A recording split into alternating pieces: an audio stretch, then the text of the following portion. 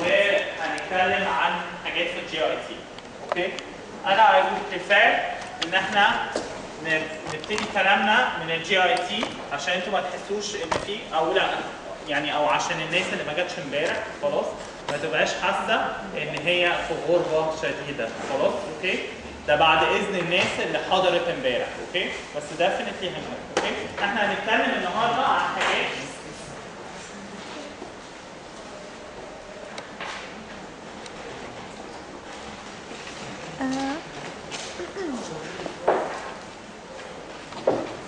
الو مين معايا؟ طبعا دكتوره مريم مين كمان؟ اهلا بحضرتك فين؟ لا الحقيقه انا مش فاكر حضرتك بس ينفع تكلمني بالليل لان انا دلوقتي في محاضره. شكرا.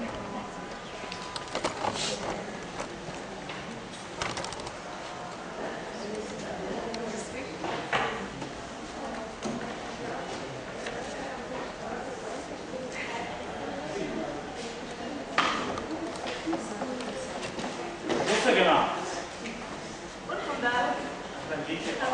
ويلكم باك انت يا دكتوره وانا ما حضرتش امبارح ولا ايه؟ امبارح ازاي ما تحضريش امبارح؟ ازاي لسه ما تحضريش امبارح؟ يا ريم يا جوزي نفسك يعني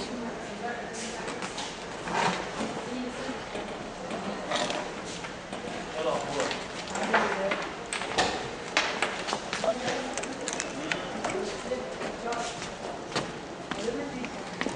صايم بالليل وانا الوحيده. برضه عايز تنزل شوية. النهارده احنا هنتكلم عن حاجات في الجي اي تي وهنكمل كلامنا عن اللي احنا قلناه امبارح يا ريم عن الليفل. اوكي؟ فهنتكلم النهارده عن حاجات في الجي اي تي. الجي اي تي من الميزات الظريفه فيه ان في حاجات قليله جدا محتاجه شرح. فيعني هوبفلي النهارده ما نطولش في حاجات كتير. لما يجي لك عيان عنده مشكله في الجي اي تي خلاص هو مقسمها في الكتاب او في اي حته بيبتدي من فوق لتحت. انا الحقيقه في حاجات هعدي عليها مرور الكرام كده عشان اقول عليها شويه حاجات. اول حاجه في الاورال كافيتي خلاص العيان اللي بيجي لك بجي اي تي ليجن في الاورال كافيتي هيجي لك بحاجه اسمها بين في الاورال ليجن. بين في الاورال ليجن دي حاجه بنشوفها كتير قوي في الاطفال وانا عايز اسال لما يبقى عندي مرام عيان عنده بين في الاورال ليجن ايه اللي ممكن يبقى عنده؟ بين انك انت بتقرا من البتاع خلاص ايه يا مريض ممكن يكون عنده؟ لما حد يبقى عنده painful oral بيبي مامته جايه تشتكي ان هو مش بياخد اي حاجه يا مارك. ليه؟ لان هو بقه وجعه. ممكن تشك في ايه؟ ايه اللي ممكن يكون وجع له بيه؟ ألسر صح. الألسر دي ليها سببين وممكن ما يكونش ألسر ممكن يبقى حاجه ثانيه. وايت بليكس بتاعت فانجل انفكشن اسمه كانديديزيس. اوكي؟ الألسرز دي ممكن يكون سببها حاجه من اثنين او تو اورجانيزمز يا مرام. ايه هم التو اورجانيزمز اللي ممكن يسببوا ألسرز في الاورال هربس مشهوره قوي حاجه اسمها هيربس سيمبلكس او كوكس فيروس او كوكس. حاجه اسمها كوكساكي فيروس. اوكي؟ الهيربس سيمبلكس فيروس والكوكساكي فيروس هم المقصد من البينفul اورال ليجنز. ليه هم المقصد من البينفul اورال ليجنز يا جماعه؟ لان هو عايز تعرف تفرق بين الالسرز بتاعت الهيربنجاين اللي هي سبب الكوكساكي والالسرز بتاعت الهيربس سيمبلكس اللي هي ليهم فرق في الديستريبيوشن. ايه الفرق بتاع الديستريبيوشن بتاع الالسرز بتاعت الكوكساكي والالسرز بتاعت الهيربس؟ كوكساكي بتبقى على الانتيريور ولا بينيور بس؟ الكوكساكي بتيجي ورا شويه يعني عند التونسلز عند الانتيريور تونسيلر فيرس لكن ودي اللي اسمها هيربنجاينا لكن الهيربس سيمبلكس بتيجي فين يا ريم؟ بتيجي في الجنجفا وفي التانج خلاص؟ اوكي؟ ما بتجيش ورا خالص. اوكي؟ انا مش هطول خالص في الحته دي عشان انقل لحتت اهم جدا.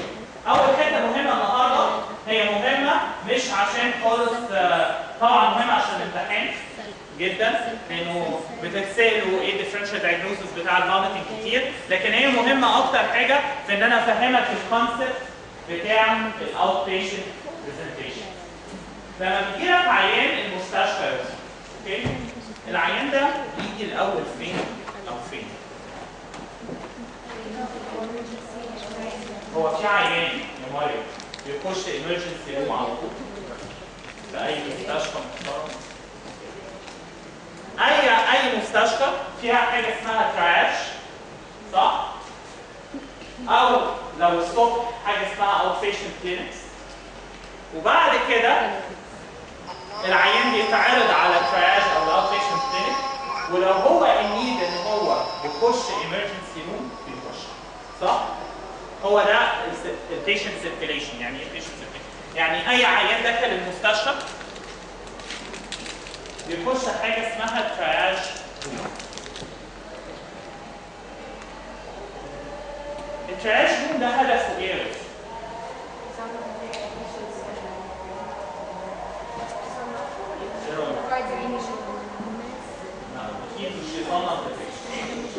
التراش روم ده هدفه ان انا ساعات التراش روم ده في اوروبا والدول المتقدمه الامارات بيبقى قاعد فيه مس مشيحه ومس عايش.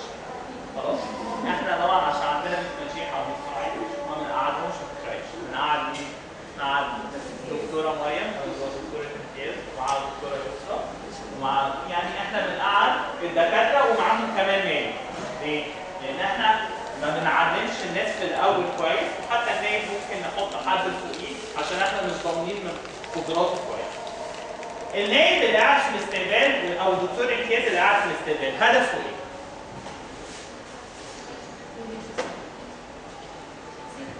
لا خالص. هدفه مش انه يفضل قاعد، ودي مصيبه كبيره عندنا. يعني انا دلوقتي ينفع لما اروح مثلا فودافون اشتري خط او ادفع فاتوره او اعمل اي حاجه او اروح موبينيل، انا رقم 10 في الكيو وفلان رقم 1. لكن ما ينفعش وانا في مستشفى عدل يبقى رقم 80 عيان عنده مايوكارديال انفاركشن لو في الكبار، ورقم 1 عيان عنده تونسيلايتس. صح؟ دي مصيبه، صح؟ والمصيبه الاكبر ان كونسبت الترياج عندنا في المستشفى هو وانا قاعد. يعني عملنا عيوني يعني في كيو. الترياج مش كده. الترياج از ان اكتف بروسيس. يعني انا بروح وسط الناس عشان ابتدي افرز مين اللي محتاج ان هو يبقى ادفانسد عن الكيو بتاعه. ليه؟ لانه اللي بيحصل ايه في اي مستشفى؟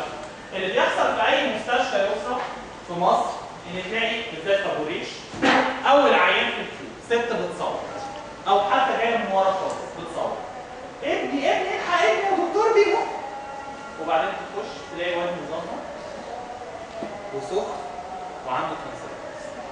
تبقى نفسك ايه؟ هي كانت فايته باين على ابو ريش، كانت في مولد السيده بالبيت وبعدين قالت انا هتعالج.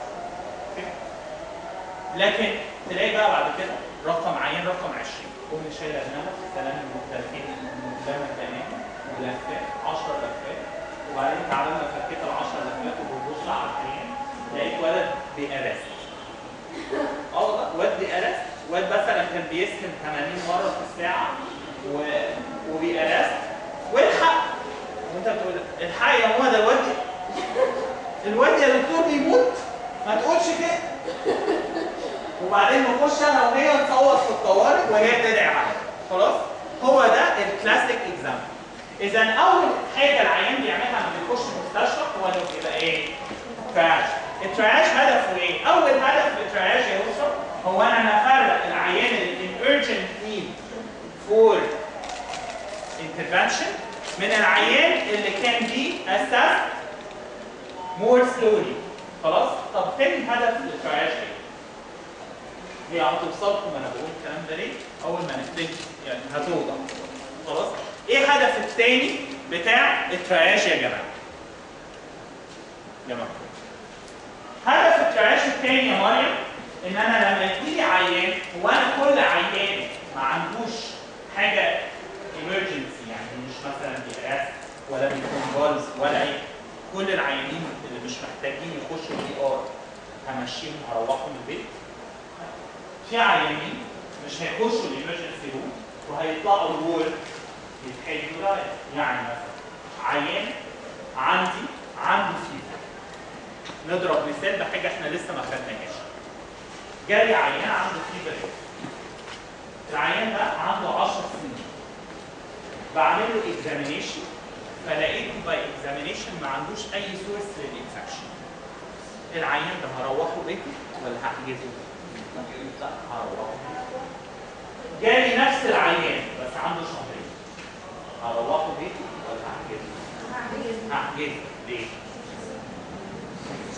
يعني ايه الفرق بين ولد عنده فيفر وما عندوش حاجه وعنده 10 سنين، وولد عنده فيفر ومش باين عليه حاجه وعنده شهرين؟ ان العيان اللي عنده شهرين البلاد فوليوم بتاعه قد ايه؟ قد اصغر من ازازه الميه الصغيره. فده معناه ان لو بكتيريا دخلت بعد بالظبط 3 4 ساعات العيان هيبقى عنده 6 سنين. فلو الفيفر دي اذا فيفر او بكتيريميا بعد شويه العيان ده هيخش في سبتك شوك. لكن الولد اللي عنده 10 سنين انا اقدر اروحه على اقدر اروحه على ولا حاجه. ليه؟ لان البلاد فوليوم بتاعه كام؟ 5 لتر. عبال ما البكتيريا دي تعمل حاجه يكون العيان ايه؟ يكون العيان اكلها وجه المستشفى مليون مره وتعب.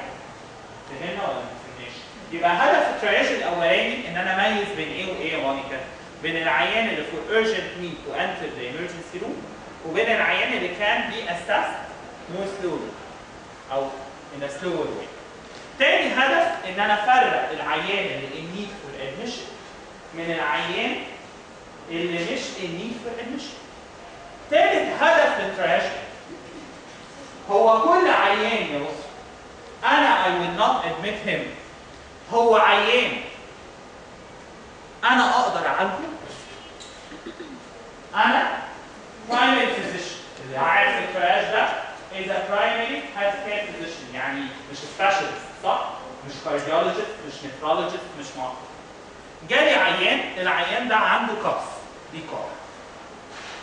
هنعرف بعد كده ان حاجه الاكيوت كبس يا اسره اكتر اقل من اسبوعين، والكرونيك كبس اكتر من اسبوعين. ومن اشهر اسباب الكرونيك كبس هي حاجات زي البرونكيال ازمه، صح؟ وحاجات زي التي بي، صح؟ حلو قوي. جالي عيان عنده كرونيك كاف بقاله 3 اسابيع. ايه اللي بيحصل في العيادات وكلنا بنشوفه؟ يجي عيان يا محمود بيكح بقاله 3 اسابيع. الدكتور بيبص عليه. الدكتور عنده 60 عيان. هيعمل ايه؟ الواد بيكح يا دكتور بقاله 3 اسابيع. لا لا لا يا ماما انت ترمي لي الادويه دي بقى كلها وتاخدي الدواء اللي انا هديهولك. يا دكتور مش تشوف الروشتات واقول لك يا ماما انا هديكي دواء ويروح كاتب لها دواء اصلا كان مكتوب لها قبل كده ويمشيه. العيان ده كان محتاج ايه؟ محتاج ريفير لسبيشالست في البلمونولوجي عشان يشوفوا الكرونيك كاف ده سببه ايه؟ كان محتاج further assessment، صح؟ إذا في 3 أهداف للترياج أو للأوت بيشنت في أي مكان، إيه هما ال3 أهداف؟ إن أنا أفرق which patient is in need to enter the emergency room, which patient does not need it, which patient does need admission, and which patient does not need admission. وآخر حاجة which patient does need referral and which patient does not need referral. حلو قوي؟ يبقى الفوميت. لما يجي عيان فوميتنج يا ولد، العيان اللي عنده فوميتنج ليه ممكن يكون محتاج انه يخش urgently الطوارئ؟ عشان ممكن يكون severely dehydrated ومحتاج resuscitation وeven shock. طب ايه تاني؟ ده أول حاجة، لأن الفوميتنج ممكن يكون عرض لحاجة أسوأ بكتير. يعني ايه؟ يعني ممكن الفوميتنج ده يكون عرض لانكيس انتركرينيال تنشن والعيان عنده سيفير انكيس انتركرينيال تنشن. ممكن يكون الفوميتنج ده عرض للسبسس والعيان في سبتك شوك. يبقى ممكن يكون محتاج كده. عشان كده طب ليه ممكن يكون محتاج ادميشن؟ لنفس الاسباب. يبقى انا لما يجي لي عيان فوميتنج اول حاجه باكسكلودد في الفوميتنج ايه؟ اول حاجه حاجه اسمها ريد فلاج ساينز. يعني ايه ريد فلاج ساينز؟ الريد فلاج ساينز دي موحده تقريبا في كل الكومبليت بغض النظر عن الكومبليت. يعني ايه؟ سموها حاجه يا مرام اسمها بيدياتريك اسسمنت تراينجل. معرفش انتوا عدى عليكم الحكايه دي ولا لا. في حاجه كده في الصف اسمها بيدياتريك اسسمنت تراينجل. هي دي اول حاجه بيعملها يا محمود اي حد قاعد في ترياج روم او اي حد قاعد في اوت بيشنت. يعني ايه بيدياتريك اسسمنت تراينجل؟ ببص على ايه؟ ببص على A و B و C. A و B و C. لا A مش airway يا يوسف. A يعني appearance و B يعني breathing و airway و C يعني circulation. يعني ببص على ايه يا مران؟ ببص على العيان ده اخبار الابيرنس بتاعته ايه؟ هو ايه اللي ما يطمنيش في الابيرنس بتاع عيان؟ اول حاجه هو الابيرنس بتاع بيبي نورمالي ايه يا مونيكا؟ الابيرنس بتاع بيبي نورمالي هو ان البيبي ده يبقى بالذات لو هو اصغر من سنتين اول ما يتحط منها على ترابيزه الكشف يبقى بيفرك وهيموت نفسه عشان عايز يروح للكير جيفر بتاعه. واول ما الكير جيفر بتاعه ياخده يحصل ايه؟ يكبر، صح؟ اذا التو فارينتس غلط. يعني ايه؟ يعني لو عيان مامته خلته وهو ستيل عمال يعيط وفيري irritable this is very suspicious. ولو العيان لما يتحط على ترابيزه الكشف ما حطش منطق لانه فيري ليثارجيك يبقى ده برضه فيري suspicious، صح؟ يبقى اول حاجه الابيرنس، وفي حاجات فارينتس كتيره للابيرنس. تاني ان هو مثلا looking ill او سبك، حاجات ما اقدرش اوصفها خلاص، حاجات احنا بنشوفها. تاني حاجه بريزنج. ايه اللي ما يطمنيش في البريزنج بتاعه؟ خلي بالك انا ببص على العيان بصه المفروض الترياج ده بصه البيدي بالذات البيدياتريك اسسمنت تريننج ده بصه. انا ببص في ثانيه عشان احدد العيان محتاج يروح الامرجنسي روم ولا لا يا محمود. بريزنج هبص على ايه؟ هقعد اعد الريسبيراتوري ريت؟ لا. اكتر حاجه هبص عليها موجوده ولا لا العيان ده عنده ريتراكشنز ولا ما عندوش. لو عنده ريتراكشنز يعني العيان ده لازم يجوع على طول الامرجنسي روم. لو ما عندوش ريتراكشنز والشاست بتاعه شكله هادي اقعد بقى اعد الريسبيراتوري ريت واشوف. اوكي؟ تالت حاجه السيركيليشن. عايز اعمل حاجه في ثانيه تعرفني السيركيليشن بتاع العيان ده كويس ولا امبيرد. هعمل ايه؟ كابيلاري ريفيل تايم. الكابيلاري ريفيل تايم بتاعه ثانيتين ولا اكتر ولا اقل من ثانيتين يعني كويس. يبقى ده اول حاجه بعملها في تراش. تاني حاجه بعملها اللي انا ببص عليها على حاجه اسمها ريد فلاج ساين اللي هي ايه؟ في البيدياتريك اسسمنت تريننج اللي ساعات بيسموه بيدياتريك ايرلي وورنينج سكور. حلو؟ وساعات بيعلموه لما يعلموه للامهات في البيوت يعني يقولوا لها دايما واتش فور ذيس ساينز في البيبي بتاعك. خلاص؟ نيجي بعد كده ببص على ايه تاني؟ ايه اللي تاني ببص عليه؟ بعد كده ابتدي اخد الكومبلين سيلز. العيان ده جاي لي فوميت، يعني الاول انا ما ببصيتش على الكومبلين خالص، صح؟ بعد كده جاي لي عيان عنده فوميت، ابتدي بقى ابص على الفوميت. هو انا ايه اللي يخوفني؟ يعني ايه الاسباب بتاعه الفوميتنج اللي ممكن تقلقني؟ اكيد يعني يا جماعه مش جاسترو انتراكتس وده اهم سبب للفوميتنج. لكن لو العيان مثلا عنده انفيزيف، صح؟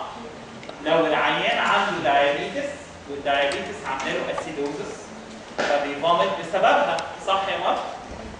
لو العيان عنده بايلونيفرايتس والبايلونيفرايتس من اهم اعراضها الفومت.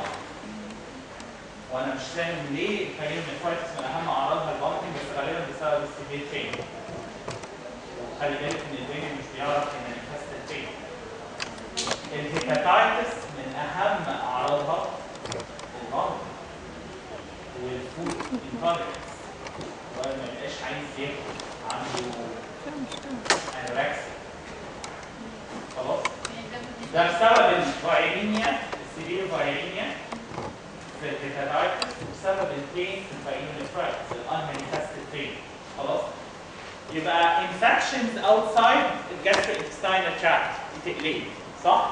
زي السبسس والهيباتايتس والبايلونيفرايتس. increase intracranial tension. ايه تاني؟ ايه تاني يخوفني من عيان بيفامت؟ ميتابوليك، احنا لسه قايلين ميتابوليك يعني ايه؟ يعني دايابيتس او يوريميا، لان اليوريميا بتنجز فامت، لان اليوريميك توكسينز بتيريتيت الضغط. رابع حاجه يعني احنا قلنا ميتابوليك infections outside the gastrointestinal tract. ثالث حاجه ايه يا فرح؟ increase intracranial tension. رابع حاجه لسه قايلينها مريم لسه قايلاها سيرجيكال، ان عيان يبقى عنده الفوميتنج ده يبقى مانيفستيشن ده حاجه سيرجيكال صح؟ ايه الحاجه السيرجيكال اللي هتعمل فوميتنج اوبستراكشن بكل انواعه بقى صح؟ اوكي؟ يبقى انا لما يجي عيان فوميتنج اول حاجه هبص عليها بغض النظر عن الفوميتنج هي ايه؟ عنده ريد فلاج مانيفستيشنز ولا ما عندوش صح؟ تاني حاجه هبص عليها في العيان ايه يا محمود؟ العيان عنده حاجات سجستيف للاربعه كوزز الخطيرين اللي انا قلتهم ولا لا؟ زي ايه؟ يعني ايه الحاجه السجستيف اوف انكريزنج intracranial tension؟ السيستم ده لما اتعمل ما اتعملش عشان انا اقعد اعمله، لا ده حد بفيري بيزك نوليدج يقدر يعمله. يعني انا اقول لك دلوقتي ايه رايك العيان اللي عنده يماها انكريز intracranial tension ممكن يجي بايه تاني؟ عقده كونفالجنس، ناك ريجيديتي صح؟ ايه تاني؟ كوما، يبقى كوماتوز بس انت كنت هتعرفها من الاول من الاي بي سي صح؟ ممكن يجي بايه تاني؟ ممكن بليرنج اوف فيجن بس ده مش لو هو بيعرف يشتكي هيقول لك انا عندي blurring of vision صح؟ عندي severe headache صح؟ طب ايه manifestations of intestinal obstruction؟ انه الفوميتنج ده يكون ديليس صح؟ ان العيان ده ما يكونش بينزل ستول صح يا شاهندة ولا ايه؟ ان العيان ده حتى لو بينزل ستول ممكن يكون حاجه اسمها راد ستول او راد كارنت جيلي اللي بيحصل في الانترسبشن صح؟ طب ثالث حاجه العيان عنده حاجه ميتابوليك. ايه الحاجات يا فلان اللي ممكن تشككني ان العيان ده عنده حاجه ميتابوليك؟ يعني دي كي او رينال فيلير. رينال فيلير مثلا يا ريم ان هو يكون ما بيجيبش انيوريا عنده فوميتنج، فانت رحت اول حاجه فوميتنج فوديله. اوعى تكون في الحياه الدكتور السيمتوماتيك دي يمكن رابع او خامس مره اقول يعني ايه الدكتور السيمتوماتيك؟ يعني الواد بيرجع اديله انتي كاردياك، الواد بيكح اديله انتي كاردياك، الولد بيكح دم اديله برضه انتي كاردياك. ليه؟ مع الوقت لما تقف الكحه تقف الكحه اللي بتبدا مفيش اي مشكله. في ناس في الحياه يعني في مصر كتير كده يعني انك انت تبقى دكتور بتتعامل مع الكومبلين. الكومبلين دي مش هي الديزيز، الكومبلين دي مانيفستيشن للديزيز. لما اتعامل معاها على انها ديزيز اخسر العيان كتير. اوكي؟ فالعيان عنده حاجه ميتابوليك، فانت مثلا جاي لك بفوميتنج رحت مديله انتي ايماتيك وروحت والعيان يموت سايلنت كان عنده بقى ميتابوليك اسيدوزس وهيبتدي بقى صح؟ العيان اللي عنده دي كي ايه اللي في الهيستوري ممكن يكون مشككني ان العيان ده فوميتنج بسبب دي كي ايه؟ ريسنت ويت لوس صح؟ ايه تاني يا منى؟ اسيتون اودر في الماوث. ايه تاني؟ تاكيبنيا ديستريس. ليه ديستريس؟ لانه عنده ميتابوليك اسيدوزس، والميتابوليك اسيدوزس دي هو بيحاول يكمبنسيت بانه يموش ايه؟ الكربون دايوكسيد، فلازم اعد الريسبيراتوري ريت. ايه تاني يا بص؟ انه عنده بوليوريا. ليه عنده بوليوريا؟ لانه عنده هايبرجلايسيميا فبيحاول ينزل الجلوكوز ده الزياده في اليورين صح؟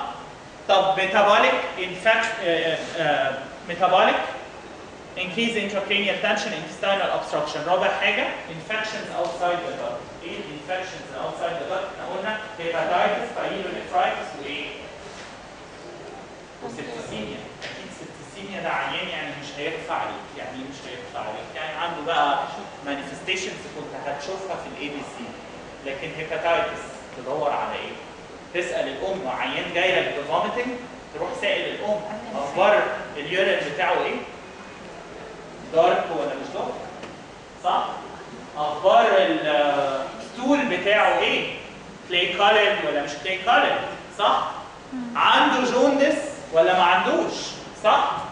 اوكي؟ وبتسكرين الحاجات دي بسرعه. طب اخبار العيان ده عنده يورين ريتنشن عشان عنده بايلونيفرايتس و burning micturition، والاطفال لما يجي لهم burning micturition يقولوا لك احنا مش لاعبين. اشهر مانيفستيشن لليو تي اي في البيدياتريكس هي الفيبر without force، يعني اللي مش لاقي لها فورس، واليورين ريتنشن. ليه بيحصل يورين ريتنشن؟ لان البيبي مش عارف فين ومش بيعبر، فاسهل حاجه عنده ايه؟ مش هعمل ايه؟ يورين ريتنشن. زي عارفين الجاردنج اللي بيحصل في البينفل ليجنز في الابدومين، هو زيه كده. خلاص؟ يبقى العيان اللي عنده فوميتنج، ايه الديفرنشال دايجنوزس اوف فوميتنج؟ احنا قلنا infections outside the gut، وثالث حاجه ايه؟ ميتابوليك، ورابع حاجه ايه؟ سيرجيكال. طب ده الديفرنشال دايجنوزس بتاع السيك بيبي. يعني انا مش هدور على الحاجات دي غير لو انا حسيت ان العيان عنده ساينز توحي لي انه سيك. يعني العيان ممكن ما يكونش عنده ساينز اللي توحي لي انه لازم يخش يا مارينا الامرجنسي روم، بس في ساينز جنرال توحي لي بان الفوميتنج ده مش حاجه هينه، فلازم ادور. يعني انا مش هدور على كل عيان فوميتنج هدور عليه على كل الحاجات دي، لا، امال هدور في امتى اقعد اتعب؟ لا، مش في الاي بي سي. في الاي بي سي هوديه الامرجنسي روم وهم هيشتغل، لكن العيان ما عندوش حاجه في الاي بي سي. بور فيدنج مثلا، سيك بيبي دي يعني بور ساكلينج، مش شرط انه يكون الفوميتنج ده حاجه سيجنيفيكانت. يعني ايه حاجه سيجنيفيكانت؟ عامل له ديهايدريشن بس مش موصله لشق، صح؟ persistent. يعني ايه persistent؟ بقاله اسبوعين بيرجع. هو اللي عنده بقاله اسبوعين بيرجع اللي عنده جاستروانترايتس؟ بلاش. الفوميتنج ده intractable. ايه الفرق بين persistent وintractable؟ persistent يعني حاجه كرونيك، يعني احنا بقالنا اسبوعين بندي انتي ايماتكس، الفوميتنج يقف شويه ويرجع تاني، خلاص؟ طب intractable vomiting يعني ايه يا منى؟ يعني العيان دلوقتي جاي لك عماله تديله انتي ايماتكس وما بيتحسنش، او خد في حته انتي ايماتكس وما بيتحسنش، عمال يرجع. يبقى تاني، يبقى انا بترتيب الحاجات الاخرى بعمل ايه لاي عيان جاي لي عنده vomiting؟ اول حاجه ABC appearance breathing circulation بسرعه جدا one factor. تاني حاجه اشوفه looking ill. يعني ايه looking ill؟ شكله كده dehydrated، الفوميتنج persistent، الفوميتنج intractable ولا لا. لو لقيت الحاجات دي ابتدي ادور على ايه؟ على الاسباب الخطر اللي هي الديفرنشال diagnosis of vomiting في ايه؟ في السيك بيبي. طب ايه differential diagnosis في well doing baby؟ يعني ام بقى جات لي بتشتكي ان ابنها بيرجع. طب ابنك بيرجع يا ست الكل، الولد شكله قصادك dehydrated؟ لا. الولد شكله weight loss؟ لا. الولد زي الفل وبيلعب وبيتميز على السرير ومفيش اي مشكله. يبقى الفوميتنج ده كويس. اول حاجه disordered feeding. يعني ايه disordered feeding؟ يعني الام عماله تدي الولد كل ما يعيط. انت المشكله ايه؟ ان امهات فاكرين ان كل ما البيبي يعيط يبقى محتاج ياكل. دي حاجه غلط تمام. العيان ممكن يكون بيعيط عشان عنده كاتك. العيان ممكن يكون بيعيط عشان كونستيبيشن. العيان ممكن يكون بيعيط عشان مامته مشيت شويه ورجعت الاوضه. البيبي ممكن يعيط لاسباب كتيره غير انه جعان. الام المصريه بالنسبه لها بيبي بيعيط يعني محتاج يرضع. فبينتج عندها ايه؟ اوفر فيدنج وابدومينال ديستنشن وكوليكس بالعبيط، وده اهم سبب للفوميتنج في ويل دوينج بيبي. انا كان ممكن اقول الديفرنشال دايجنوستس بتاعت الفوميتنج زي ما هي كده ومش صعبه صح؟ لكن احنا اتعلمنا من ده حاجه مهمه قوي. ازاي تقعد تتعاشوا، واتمنى قبل ما تخلص راوند الاطفال دي حاجه مهمه والله، انك انت تحاول تشوف اطفال، يعني مش تشوف الاطفال اللي بيتحطوا لك على السرير عشان نازلين لك في المنهج. يعني انت عايز تشوف كرونيك هيموليتيك انيميا وهيموفيليا، روح مره الهيماتولوجي ديبارتمنت، اقعد مع النواب هناك يوم في العياده او مع المدرسين مساعدين يوم في العياده بتاعت الهيماتولوجي اللي هي موجوده كل يوم في الروتيشن. عايز تشوف كارديولوجي بجد، روح اقعد يوم في الاكو. يوم في الاكو هتشوف حاجات عمرك ما شفتها بالمنهج كله. عايز تشوف فوميتنج وازاي الناس بتتعامل مع الفوميتنج، روح اقعد في مره في استقبال في النزلات صح؟ يبقى ايه differential diagnosis of vomiting؟ sick baby well baby. sick baby ايه؟ I infections و silent obstruction و increase in intracranial tension، ورابع حاجه ايه؟ metabolic. والميتابوليك DKA ويورين. تاني حاجه عايزين نتكلم عنها النهارده مهمه جدا جدا جدا جدا جدا جدا لاخر الزمان، مش في المنهج لكن في الحياه، الدايريه. الدايريه يا جماعه او الاكيوت انفكشوس جاسترينترايتس يا مها هي مسؤوله عن 1.5 million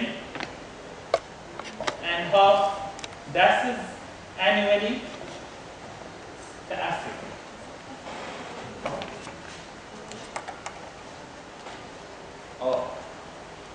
يعني اكتر من اللي هتلاقيهم داعش اللي عاملين عليهم كل ده في سنه، مليون سنه في 10 سنين.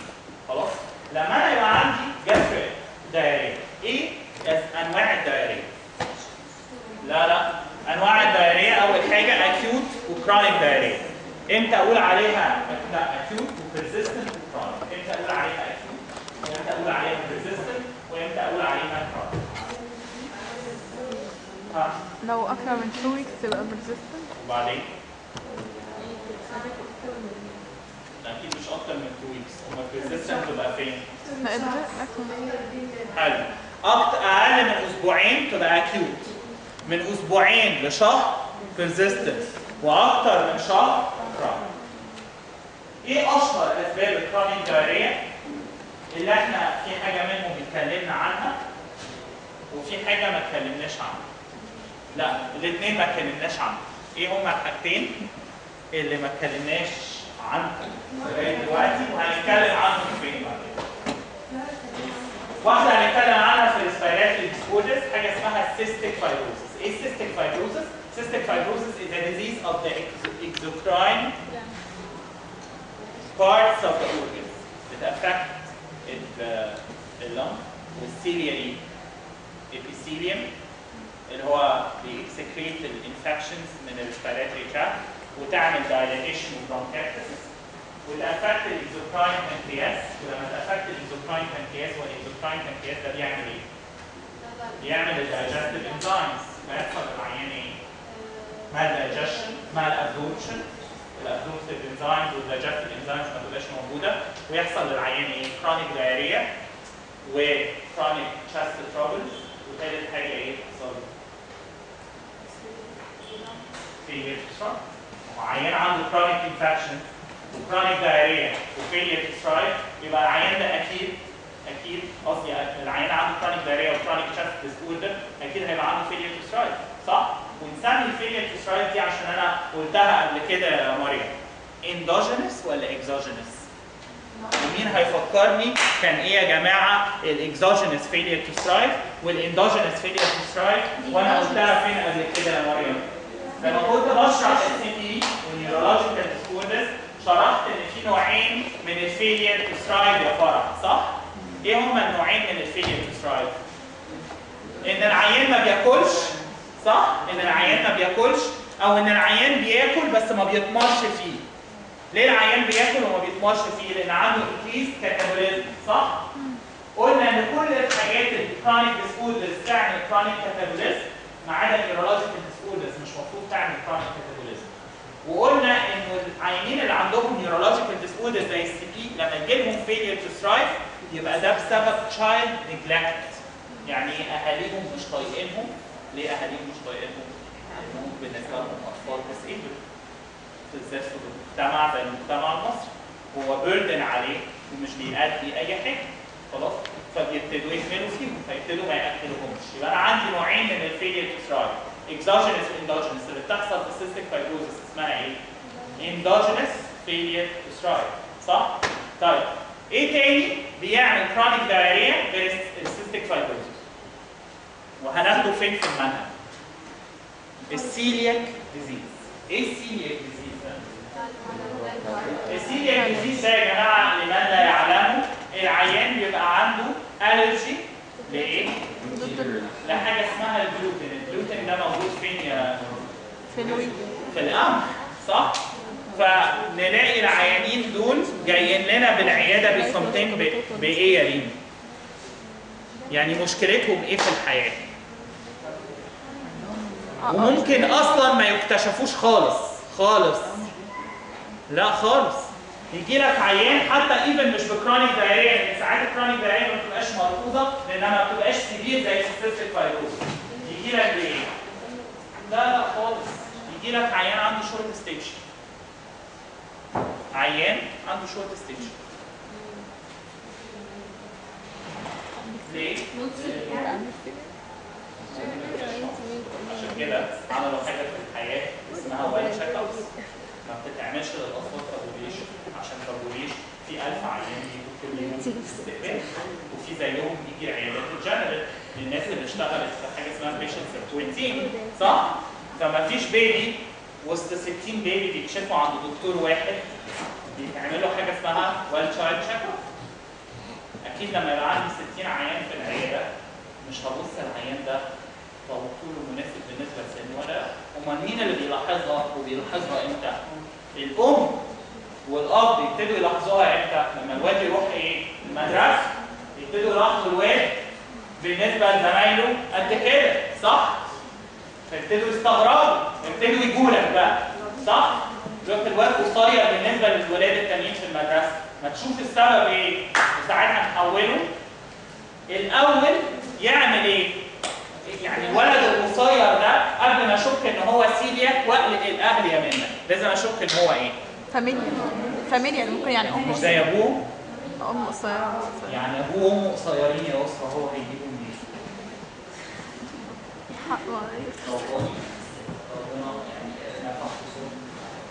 صح؟ فباخد حاجه اسمها الميد بارنتال هايت عشان اشوف العيان ده عيان فعلا ولا لا. تاني حاجه مش شرط يبقى سيلياك ممكن يكون حاجه اسمها غير فاميليال شورت ستيج. هناخدها بعدين انا مش عايز اسبق.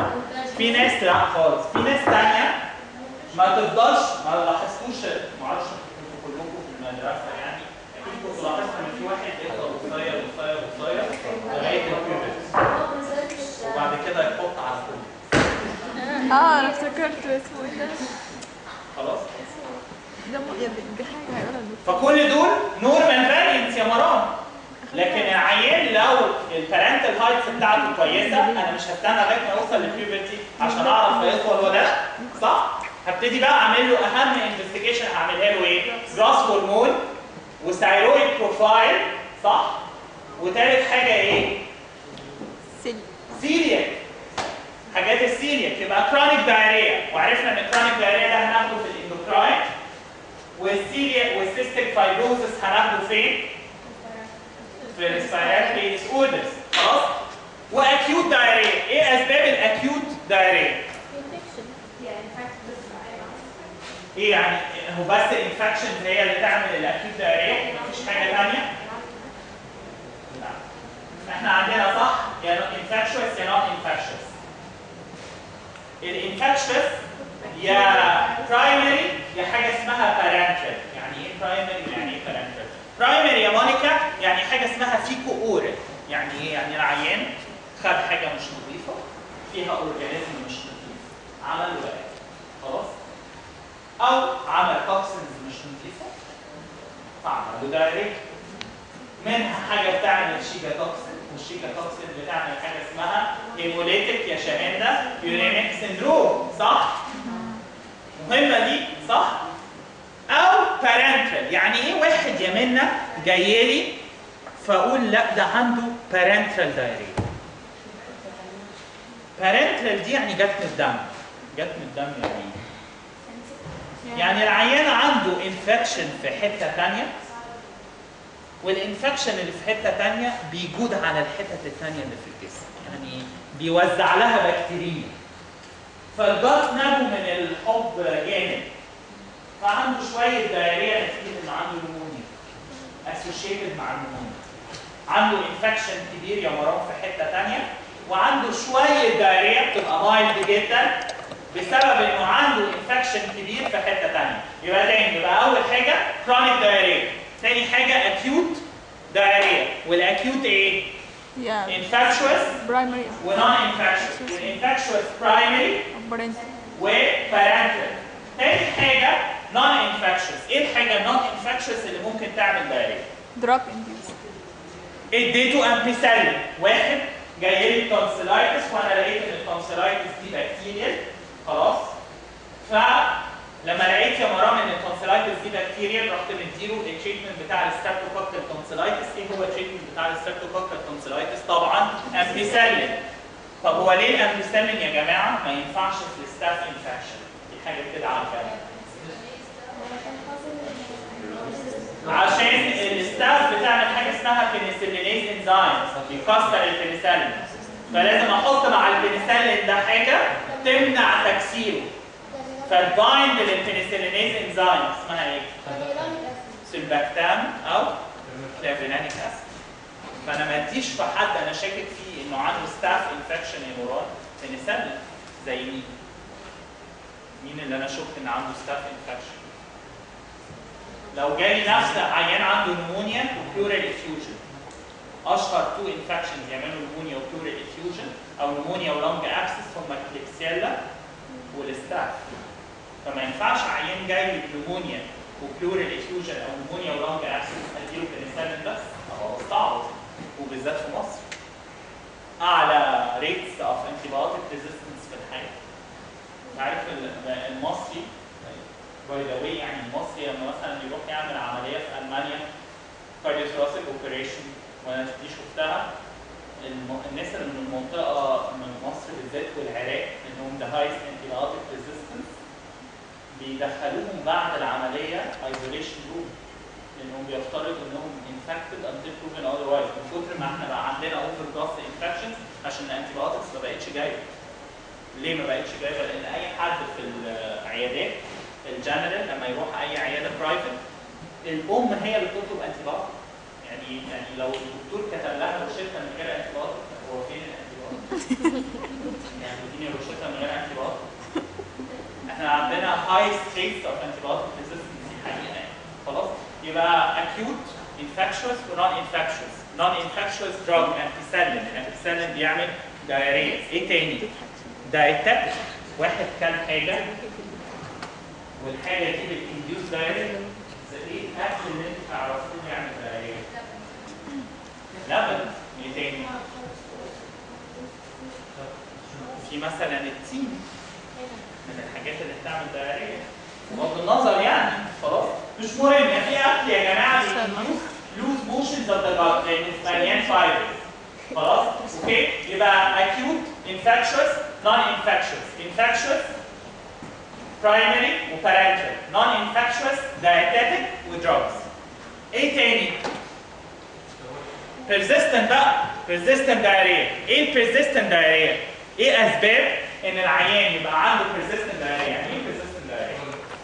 يعني acute diarrhea طولت شويه بس ما وصلتش لمرحله الكرونيك diarrhea. ايه الحاجه اللي ممكن تطول شويه وما توصلش لمرحله الكرونيك diarrhea؟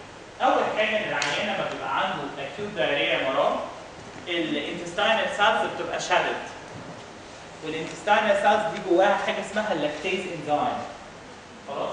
واللاكتيز انزيم ده هو اللي بيكسر اللاكتوز. يبقى عندهم حاجه اسمها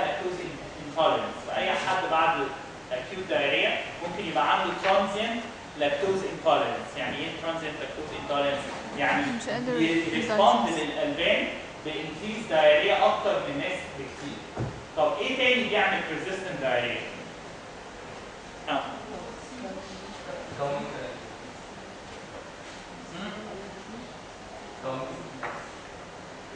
حاجه اسمها كاو ميلك الرجي. خلاص؟ عند الفطام لما الام تبتدي تستخدم مش لبنها الكاو ميلك، الكاو ميلك بيبقى فيه كاو ميلك بروتين، او لو الام اضطرت انها ايه؟ تدي موديفايد كاو ميلك فورمولا، تبتدي تلاحظ ان البيبي ظهر عليه دايريا وما تبقاش unexplained لغايه ما نشيل الكاو ميلك ده. طب نشيله ازاي؟ نبتدي نديله حاجه اسمها يسرا صويا بيز فورمولا. صح؟ طب ثالث حاجه برضه during acute diarrhea ممكن يبقى في حاجه اسمها overgrowth of بكتيريا من اللارج intestine. الابر سمول. صح؟ تبتدي تطلع على السمول intestine عشان حصل disturbance في حاجه اسمها الميكروبيوم. يعني هو ايه الميكروبيوم؟ ايه الميكروبيوم؟ طب انا هسألك سؤال، تفتكري السيلز اللي جوه جسمك اكترها يور سيلز ولا البكتيريا سيلز؟ جسمك سليم الحمد لله فرح وانا جسمي سليم. السيلز اللي جوه جسمي اكترها بكتيريا سيلز ولا ماي سيلز؟ definitely bacteria cells. definitely. عندي حاجه اسمها الميكروبيوتا ممكن نقرا عنها النهارده. حاجه اسمها الميكروبيوتا دي في حتت كتير مش بس في الجلد بس mainly في الجلد. ايه الميكروبيوتا دي؟ دي حاجه اسمها البروتكتيف بكتيريا. اسمها بكتيريا فلورا، ده اسم تاني ليها، بس بكتيريا فلورا دي هي ليميتد للجلد لان هي موجوده في حتت كتيره ثانيه غير الجلد. الميكروبيوتا دي هي البروتكتيف بكتيريا بتاعت الجسم. و they are such numerous لدرجه انهم they are more numerous than your own cells. اوكي؟ الميكروبيوتا دي لما تبقى disturbed يبتدي يحصل overgrowth لايه؟ للباثوجينيك بكتيريا. خلاص؟ لان الانرجي بقت متاحه اكتر ليهم والنيوترينتس بقت متاحه اكتر ليهم و they are pathogenic. خلاص؟ لانه الميكروبيوتا has been killed by the incident of acute diarrhea. بغض النظر في اسباب البريزستنت دايريا يبقى تاني acute diarrhea infectious و non infectious. persistent diarrhea ايه؟ sugar intolerance lactose intolerance و overgrowth of pathogenic bacteria. وثالث حاجه cow milk allergy اللي بتحصل عند الفطام او لما الام تضطر لو ما عندهاش لبن انها تدي الولد modified cow milk formula. وثالث حاجه الكرونيك diarrhea اشهر سببين ليها هما ايه؟ هما celiac disease والcystic fibrosis. والcystic fibrosis بيعمل chronic chest trouble وفيليس prescribed. والceliac disease العيان بيجي بايه؟ بشورت ستيج. تاني حاجة عايز أقولها على الدايريا هي بتعمل إيه أهم كومبليكيشن للدايريا كان العيان dehydration بس شوك. هو ايه أنا عندي couplets of complications للدايريا. إيه هي الكوبلتس of complication للدايريا؟ أول حاجة العيان ممكن يخش في severe dehydration أو shock. إيه تاني؟ ممكن metabolic acidosis. العيان ممكن يخش في acute renal failure. عدد يا حبيبي أسباب الأكيوت renal failure في عيان عنده gastroenteritis لو أنت تقيل ومذاكر نفرولوجي. أول حاجة العيان ممكن يحصل له severe dehydration ويجيله pre-renal failure. صح؟ حلو كده. يعني ايه برينال فيلير يا ماما؟ يعني المصفى اللي هي الكدني مش واصل لها دم. ليه؟ عشان هو لانه الجسم سيفيرلي ديهايدريتد. تاني حاجه العيان ممكن يجي له اكيوت انترنسيك رينال فيلير. ليه؟ سببين. اول حاجه العيان جاله سيفير ديهايدريشن يا مريم وما تصلحش يا نورهان في الوقت المناسب فحصل له ايه؟ حاجه اسمها اكيوت تيوبولار نيكروزس. ايه تاني؟ العيان ممكن يكون يا مرام عنده دايريا بسبب شيجا توكسين بروديوسنج اورجانيزمز. صح؟ اسمها 157 اتش 7 صح؟ ودي بتعمل حاجه اسمها هيموليتيك يورينيك سندروم، والهيموليتيك يورينيك سندروم ده يعمل ايه؟ يجي لك العيان عنده دايريه وتلاقي العيان قاطع يورين، فانت تفتكره انه بسبب ديهايدريشن، لكن لما تيجي تعمل له اكزامينيشن ما تلاقيهوش ديهايدريشن، تلاقيه هايبر فوليميك لانه خد محاليل في حته ثانيه، والولد قاطع يورين وما بيجيبش لان الكدني باظت، والعيان عنده بليتلتس قليله وار بي سيز قليله. ليه ار بي سيز قليله؟ لانه بيهيمولايز، لان عنده كمان هيموليسيس صح؟ يبقى اسباب العيان اللي تجيب لعيان اكيوت رينال فيلير في عيان عنده جاستروانترايتس هي ايه؟ بري رينال او اكيوت انترنسيك رينال. انترنسيك رينال ليه؟ بسبب برولونجد بري رينال دخل في اكيوت تيوبولار نيكروزس، او بسبب ايه يا يسرا؟ بسبب هيموليتيك يورينيك سندروم. ليه؟ عشان جاله اورجانيزم هو اللي عمل له دايريه، والاورجانيزم ده بيعمل ايه؟ بيعمل اكيوت رينال فيلير صح؟ طب ايه تاني غير السيفير ديهايدريشن شوك؟ ده اول بلاي. والاكيوت رينال فيلير كونفولجنس. ايه اسباب الكونفولجنس؟ وانا نطيتها في النيورو لان هي مش في السكوب بتاع الاكزام، كنت هرجع لها تاني، بس اتس تايم دلوقتي ان انا اقول هنا عن ايه اسباب الكونفولجنس. ايه لما يجي لك عيان يا مراد بيكونفولز، العيان ده ممكن يكون بيكونفولز ليه؟ ممكن يكون عنده حاجه اسمها acute symptomatic convulsions. يعني ايه acute symptomatic convulsions؟ يعني العيان بيكونفولز بسبب حادث حالي دلوقتي، عنده هايبوكالسيميا، عنده هايبرنيتريميا، عنده CNS infection، عنده فيبر، والفيبر دي عامله له كونفولجنز صح؟ او ممكن تكون الكونفولجنز اللي جاي بيها دي يا محمود بدايه الابيلابسي صح؟ يعني اول مره ابيلابسي. طب ايه انواع الابيلابسي يا دكتور؟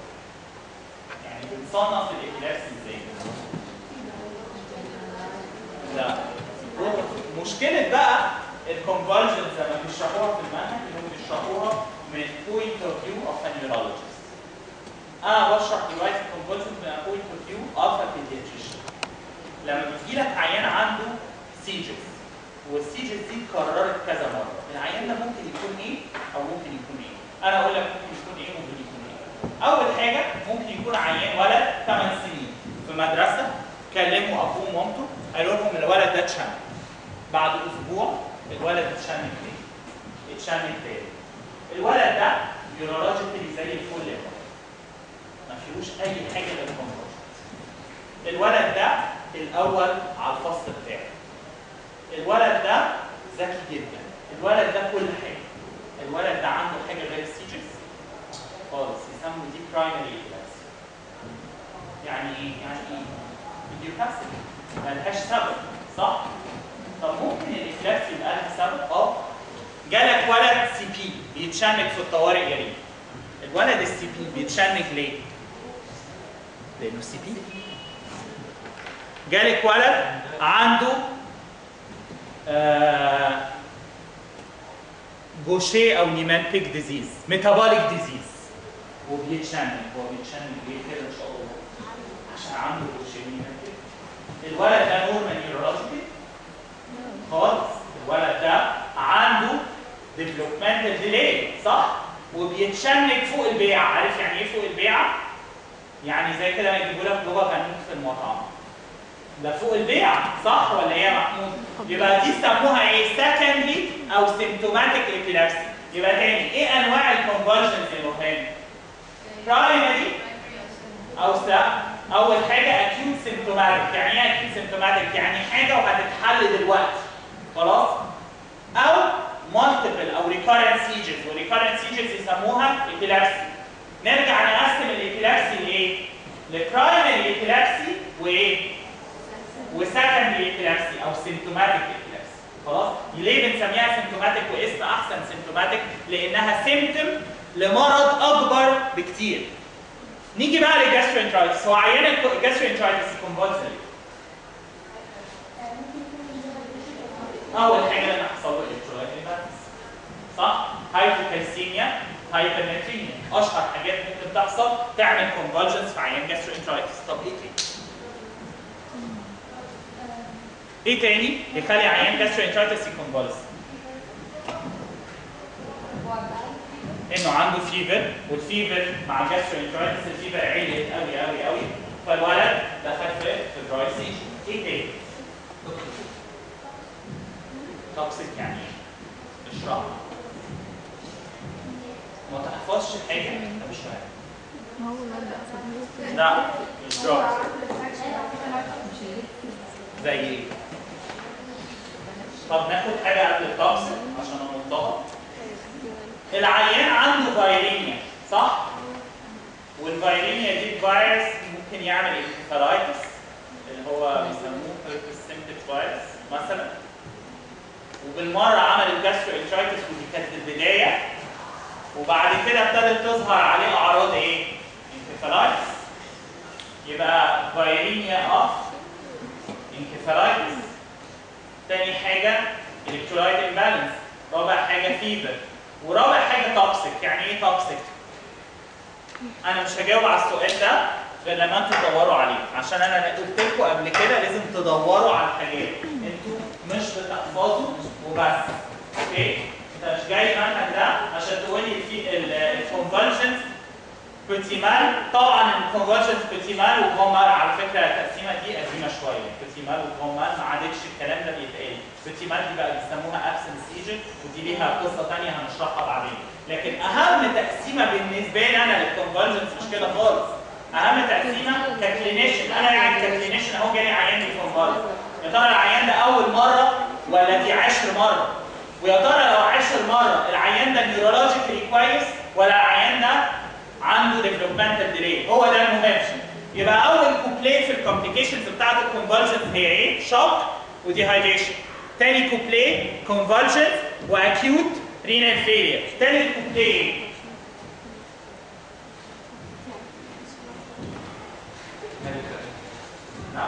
malnutrition وكواشيرتل.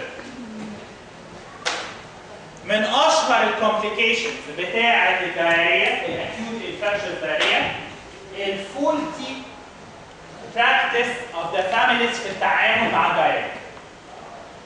ايه اشهر؟ انا بالذات يعني مامتي دكتوره باي ذا واي يعني خلاص دكتوره كانت في اليونيسف فانا عارف، ومع ذلك كنت انا اول ما يجي لي جاستروانترايتس كنت بروح عند دكتوره اطفال يقول لها بصي خلاص ويديله 7 اب. يا جماعه 5 دقايق تبقى 7 اب. دي براكتس على فكره مشهوره جدا جدا جدا باي ذا واي خلاص، انه اي حد عنده جاستروانترايتس يقولوا له ايه؟ ادي حاجات فيري هاي ان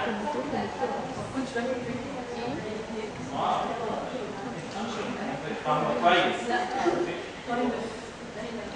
اوكي بس وات ايفر العيان اللي عنده جاستروانترايتس اشهر حاجه الاهل يعملوها ايه؟ وقف الميلك، وقف البروتين انتيك خالص، وابتدي يدي حاجات فيري ريتش ان كربوهيدرات زي ايه؟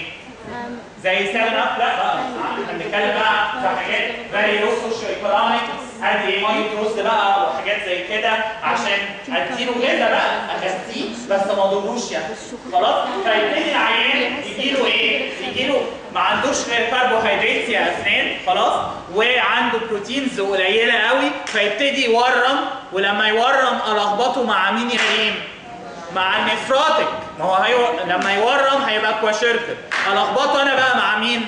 مع النفراتك، وابتدي افرق ما بينهم صح؟ فاكرين لما قلنا ان اهم ديفرنشال دايجنوزس للنفراتك هي ايه؟ الكواشيرتل، واهم ديفرنشال دايجنوزس للكواشيرتل هي ايه؟ النفراتك صح؟ يبقى الكوبليت الحاجات اللي ممكن تبقى كومبليكيشنز للجاستروانترايتس هي ايه؟ هي الديهايدريشن والشوك، الاكيوت رينال فيلير وايه؟ والكونفولجنز، وثالث حاجه ايه؟ المالنيوتريشن وايه؟ والكواشيرتل. خلاص المالنيوتريشن اللي هيبقى مانيفستد از كواشيرتل خلاص. وطبعا البرزيستنت دايريا، لان احنا قلنا ان البرزيستنت دايريا ممكن قوي تحصل از كومبليكيشن لايه؟ للاكيوت دايريا بسبب اللاكتوز انتولرنس والاوفر جراث اوف باثوجينيك بكتيريا. نيجي بعد كده للانديكيشنز. هو انا دلوقتي لما يجي لي عيان جاستروانترايتس، العيان الجاستروانترايتس ده مهم، هعمل له مانجمنت في البيت ولا هعمل له مانجمنت في المستشفى؟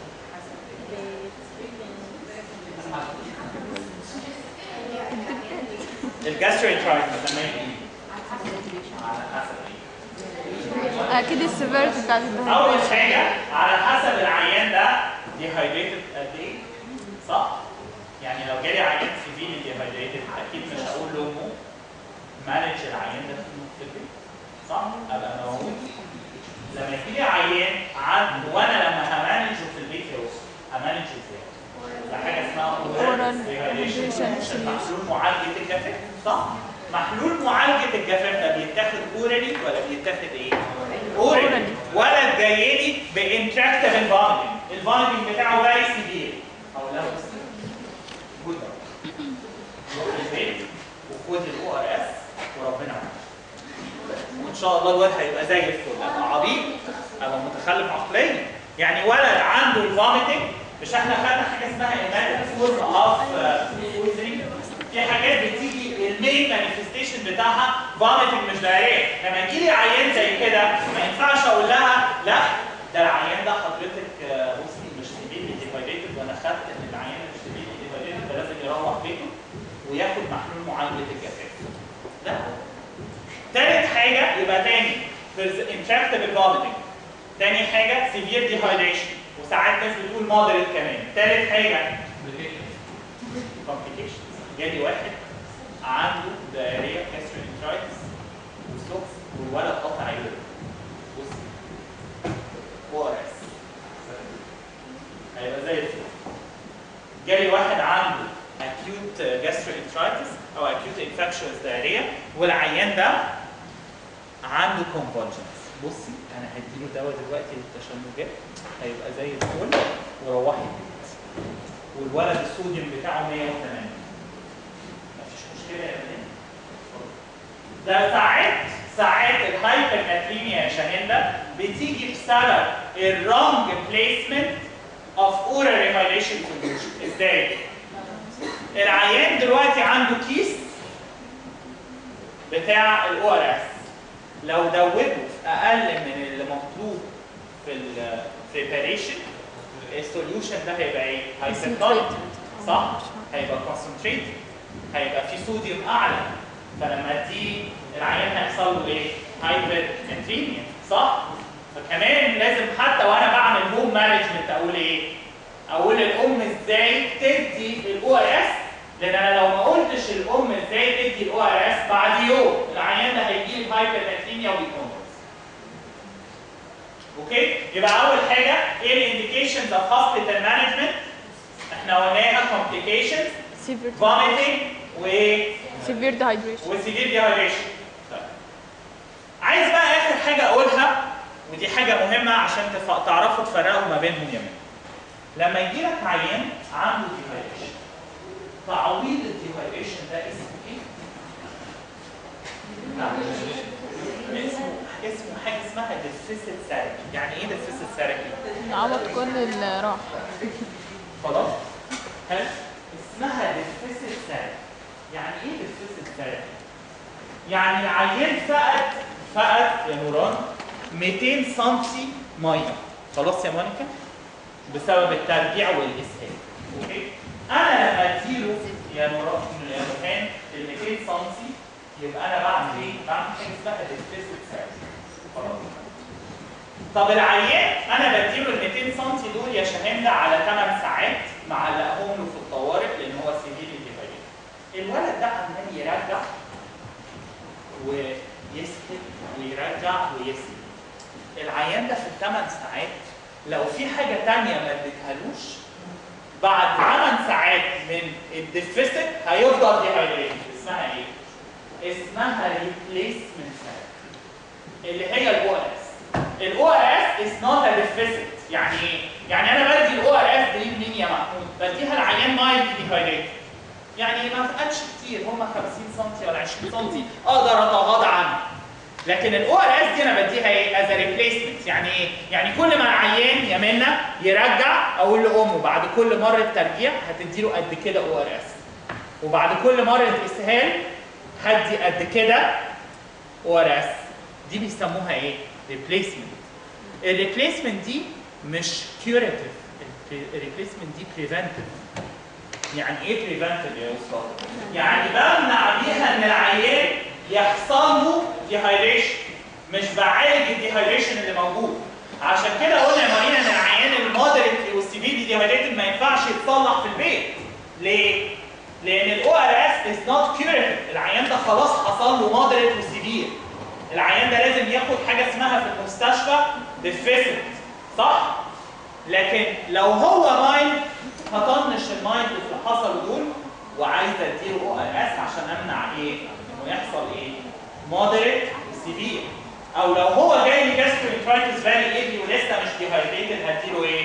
هديله او ار اس ليه؟ عشان امنع ان يحصل ايه؟ ديهايدريشن. يبقى في نوعين من الفلويد ثيرابي في الديهايدريشن. ايه هما النوعين؟ حاجه اسمها ديفيسيت ثيرابي وحاجه اسمها ريبليسمنت ثيرابي. الريبليسمنت ثيرابي الكلاسيك اكزامبل ليها هي ايه؟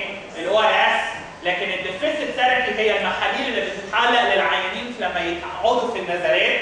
خلاص يا شاهين انت اكيد شفتيهم، العيانين دول ياخدوا حاجه اسمها ديفيسيت ثيرابي. والديفيسيت ثيرابي دي طبعا بتفاري لما العيان يكون الصوديوم بتاعه نورمال، ولما يكون العيان هايبولاتريميك، ولما يكون العيان هايبرلاتريميك. خلاص؟ دي بيسموها الكيوريتيف. خلاص؟ الديفيسيت هي الكيوريتيف، بس الديفيسيت ما ترميش يا شاهندة عن الريبليسمنت. يعني ايه؟ يعني ما ينفعش عيان يكون قاعد معايا في الطوارئ او في النزلات المعويه والعيان ده عمال يجيب اسهال وانا معلق له الديفيسيت وقاعد جنبه انفكشن عنده كرونيك فايروسيس. ايه تاني؟ دي حاجات كومن. في بقى حاجات مش كومن بس لازم تفكر فيها. طب ليه لازم تفكر في اللي مش كومن مع انه مش كومن؟ عشان دورك كبرايمري كير فيزيشن انك عمرك ما تروح عيان محتاج ان هو يبقى ريفير، ولا محتاج ان هو يبقى ادميتد، ولا محتاج ان هو يخش ايمرجنسي روم. ايه الحاجه اللي ممكن تعمل حاجه ريكارنت وتبقى خطيره جدا ولازم تبقى تاكلد وتبقى ريفير؟ ايه هي يا ياسمين؟ ما تناميش. لا اوحش من الثانيه اللي بتدريني فيه. ماشي سكت سيل انيميا. لا في حاجه ثانيه ما خدناهاش لغايه دلوقتي، حاجه اسمها الانفلاماتوري باول ديسوردرز. ايه الانفلاماتوري باول ديسوردرز؟ دي حاجه مشهوره قوي قوي قوي قوي. تو ديزيزز، حاجه اسمها ulcerative colitis وحاجه اسمها كرونز ديزيز. معرفش انتوا خدتوهم في اي حته قبل كده ولا لا؟ صح في الباثولوجي. في الباثولوجي يا جماعه ده انتوا نسيتوني. ulcerative colitis وكرونز ديزيز. لا لا يا جماعه لا ده انا كنت هرحمكم. لا لا لا. ulcerative colitis وكرونز ديزيز دي كانت كومباريزن برضه يا استاذ. كانت كومباريزن بغض النظر. حلو قوي مش مشكله. ايه اللي بيحصل؟ بيحصل انفلاميشن في الانتستين، والانفلاميشن ده في الاخر بيؤدي تو كومبليكيشنز مهمين قوي يا استاذ. ايه هما الكومبليكيشنز اللي بيحصلوا لما يبقى الانتستين انفليمد؟ اول حاجه بليدنج، ريكارنت بليدنج، وريكارنت بليدنج ده ممكن يعمل انيميا ويعمل failure to thrive. تاني حاجه مال ابدوبشن. العيان ده لازم يبقى عنده مال ابدوبشن. ليه عنده مال ابدوبشن؟ لانه الجات الانسان will not absorb the food. فالعيان ده يبقى عنده failure to thrive. والعيان ده يبقى عنده recurrent bleeding من الجات، والrecurrent bleeding من الجات ده يبان ازاي؟ يا يبان frank bleeding في الرحم، اشوف bleeding في الرحم وانيميا، او لو هو very mild يبان ازاي؟ يبان في تست يا مونيكا اسمه occult blood in stool. صح؟ فدايما اقول لما يجي لك عيان عنده recurrent abdominal pain وانت شاكك ان هو اورجانيك، وهنقول ازاي نشك ان هو اورجانيك وازاي نشك ان هو مش اورجانيك. اول انفستيجيشن لازم تتعمل عيان عنده recurrent abdominal pain هي stool analysis واوكلت بلاد ان ايه؟ ستول. ليه اوكلت بلاد ان ستول؟ عشان لو عنده كرونز او او ulcerative colitis يا نوران اعرف. فهمنا؟ اوكي؟ يبقى البيشنت اللي عنده recurrent abdominal pain ممكن يبقى اورجانيك وممكن يبقى functional. افرق ازاي الاورجانيك مش من اللي مش اورجانيك؟ يعني اول كلينيكال حاجه مين اللي بيرفع؟ الفانكشن 90% والاورجانيك 10%. ثاني حاجه هو مين اللي بعيد عن الامبليكس ومين اللي قريب من الامبليكس؟ الفانكشن قريب الابدومينال بين قريب. دايما البنت دايما غالبا بتبقى بنت تيجي تشتكي من ايه؟ البين هنا عند الامبليكس. يقول لك جمله مشهوره قوي منير، يقول لك الانسيدنس انه يطلع اورجانيك قصدي فانكشن اورجانيك بين دايركت ريليتد للديستنس من الامبليكس.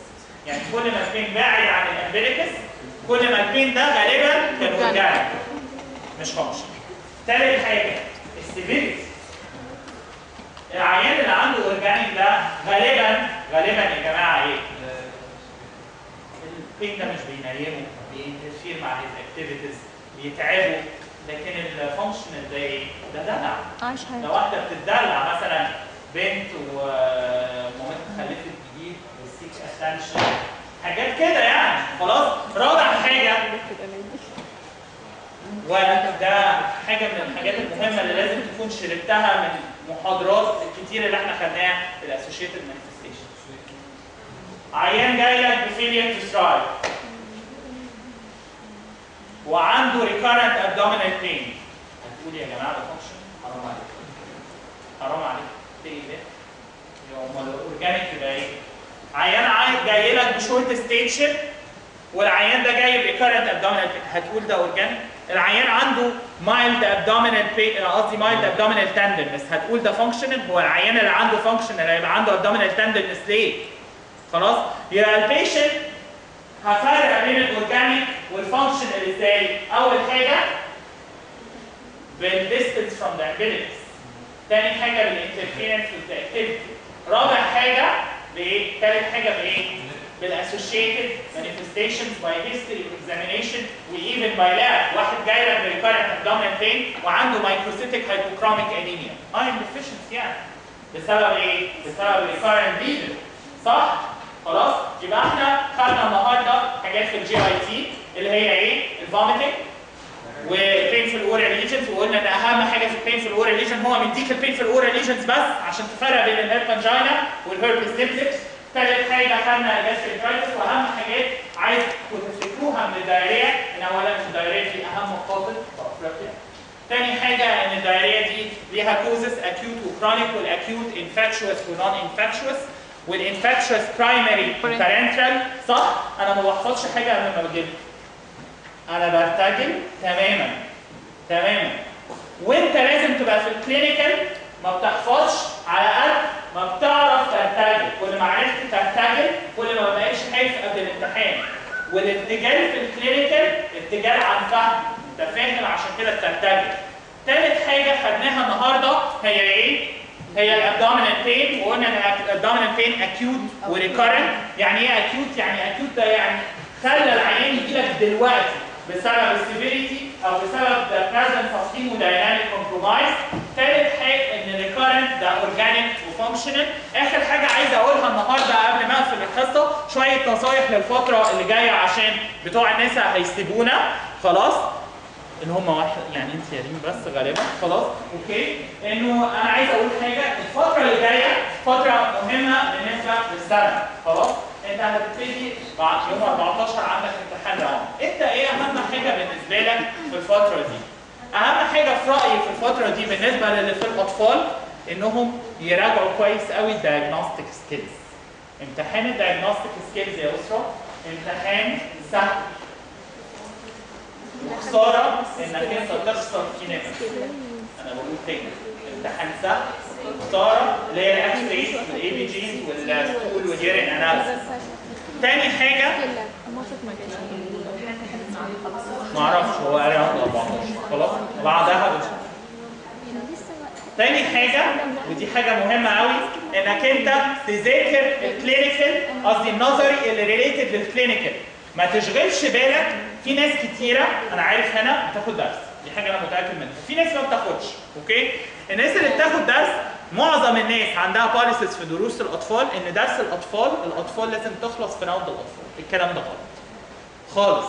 الاطفال مش لازم تخلص في راوند الاطفال ممكن ما تخلصش في راوند الاطفال، لكن اتليست الحاجات النظري اللي ريليتد للكلينيكال لازم تخلص. ثالث حاجه، الناس اللي داخله راوند النساء، اوعوا يا جماعه تكونوا داخلين راوند النساء وانت فاكر نفسك فيفورت عن ريم الغلبانه اللي عندها راوند النساء في الاول، عشان انت كان عندك فرصه تخلص شويه نساء كتير قبل راوند النساء. ليه؟ لانه على عكس بقى ما انا بقول لك، راوند النساء في اخره اللي هو اخر السنه لازم تبقى مخلص نساء. ما عندكش اوبشنز ثانيه يا جماعه، ما فيش بعد كده خلاص. فلازم بعد ما تخلص راوند الاطفال لغايه ما تبتدي راوند النساء تبقى اتليست مخلص 40%. انا ما بهرجش، 40% من النساء، وده ما فيهوش تهريج. بالنسبه لبتوع راوند النساء، انا الكاتش اب معاهم بعد راوند النساء على طول ان شاء الله، بعد ما يخلصوا مش هشوف وشك تاني. والكلينيكال اللي انا بعمله اون ريجل للناس اللي في راوند الاطفال دلوقتي هعيده بتوع راوند النساء. وبتوع راوند النساء جود لك، انا ما عنديش نصايح كتير اقولها في النساء بالذات، بس عندي نصيحه واحده عايز اقولها، ان النساء السنه دي هي الجيم تشينجر مش الاطفال. انا بقول اهو، انا بتاع اطفال وبقول تاني، النساء هي الجيم تشينجر. يعني ايه الجيم تشينجر؟ يعني الاول على النساء والاخيره على النساء هتبقى بينهم فروق لايك 200 درجه، ممكن 300. الاطفال كيوتر عن كده، يعني الاطفال ممكن اول واحد واخر واحد يبقى بينهم فرق 50 75 درجه، مش قصه خلاص. يعني معنى كده ايه؟ ان النساء لو انت ما حكمتهاش كويس هتزروط منك، زي ما انا حصل معايا في سنه 5. يعني انا حصل معايا انسيدنتس ثانيه في سنه 5 بغض النظر، لكن انا في سنه 5 كان اكبر مشكله عندي ان انا اقنعت نفسي ان انا ما ينفع، مش لازم ابقى مخلص نساء قبل راوند النساء او مخلص جزء من النساء، فدخلت النساء مش مخلص حاجه خالص مع انه كان تاني راوند، وتهت بقى. النساء بتنلارج بسرعه وبتبهوأ منك بسرعه جدا خلاص. فاحكمها. وانا رايي ده رايي عامه، ان الناس اللي ابتدت نساء محظوظين اكتر من الناس اللي ابتدوا اطفال، مع انه يبان العكس. ليه؟ لانهم اجبروا اول السنه انهم يذاكروا الماده الصعبه. صحيح هيتظلموا شويه في راوند النساء وفي امتحان راوند النساء، بس في اخر السنه ده هيفيدهم كتير، هيديهم ادفانتج. لكن انت اللي ممكن تكون ناسي نفسك، فما تنساش نفسك. اوكي؟ يلا سلام يا شباب.